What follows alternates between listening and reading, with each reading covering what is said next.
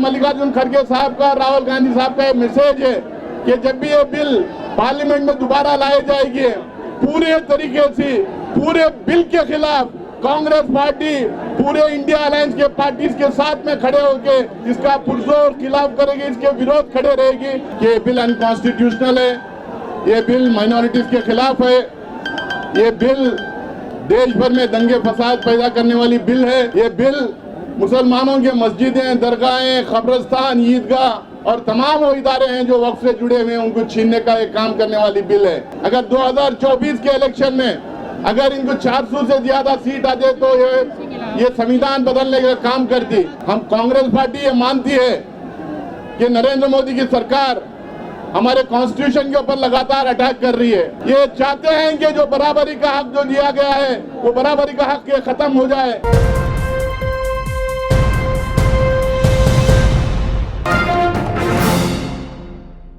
जब ये बिल 2024 में लोकसभा में पेश किया गया था, कांग्रेस पार्टी के जनरल सेक्रेटरी ऑर्गेनाइजेशन जनाब के.सी. वेणुगोपाल साहब ने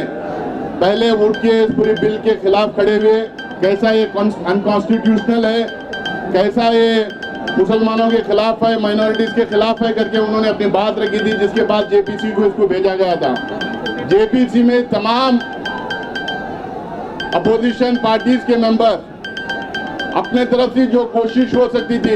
जितना लड़ सकते थे उन्होंने लड़ा। लड़ने के बाद थोड़ा बहुत डाइल्यूशन इन्होंने किया है, लेकिन अभी भी हम लोग को हमारा ये मानना है कि ये बिल अनकॉन्स्टिट्यूशनल है, ये बिल माइनॉरिटीज के खिलाफ है, ये बिल देश भर में दंगे फसाद पैदा करने वाली बिल है, ये बिल मुसलमानों को उनके हुकूक से महरूम रखने की बिल है, ये बिल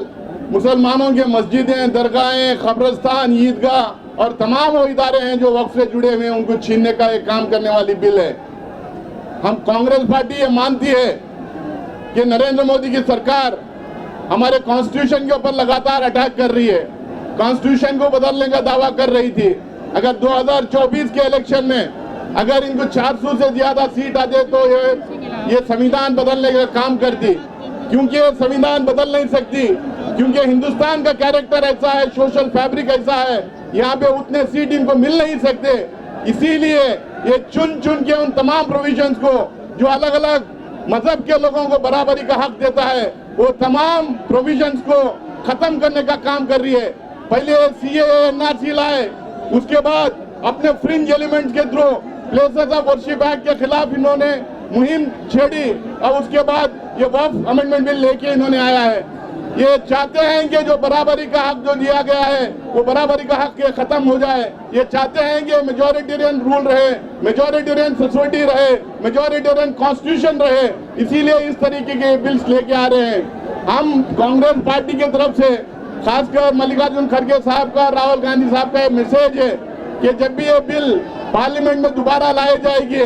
पूरे तरीके से पूरे बिल के खिलाफ कांग्रेस पार्टी पूरे इंडिया अलायंस के पार्टीज के साथ में खड़े होकर इसका पुरजोर खिलाफ करेगी, इसके विरोध खड़े रहेगी। ये पूरा जो है हम लोग जब तक बिल के खिलाफ, जब तक एक प्रोविजन के खिलाफ हम लोग अंदर खड़े नहीं रहेंगे, हम हाउस के बाहर नहीं जाएंगे। ये हमारा डिसीजन है, ये बिल के खिलाफ खड़े रहेंगे और आखिरी दम तक मुसलमानों के जो हुकूक है, मुसलमानों को जो कॉन्स्टिट्यूशन में राइट्स दिया गया है, सारे अकलियतों को जो राइट्स दिया गया है, वो राइट्स को प्रोटेक्ट करने का काम करती है। क्योंकि कांग्रेस पार्टी ये मानती है कि कांग्रेस कॉन्स्टिट्यूशन बनाने में, ये सारे प्रोविजंस देने में, ये सारे प्रोविजंस कॉन्स्टिट्यूशन में इंक्लूड करने में कांग्रेस का एक बड़ा रोल रहा है। तो इसीलिए इस कॉन्स्टिट्यूशन को प्रोटेक्ट करना, खासकर जो बराबरी वाले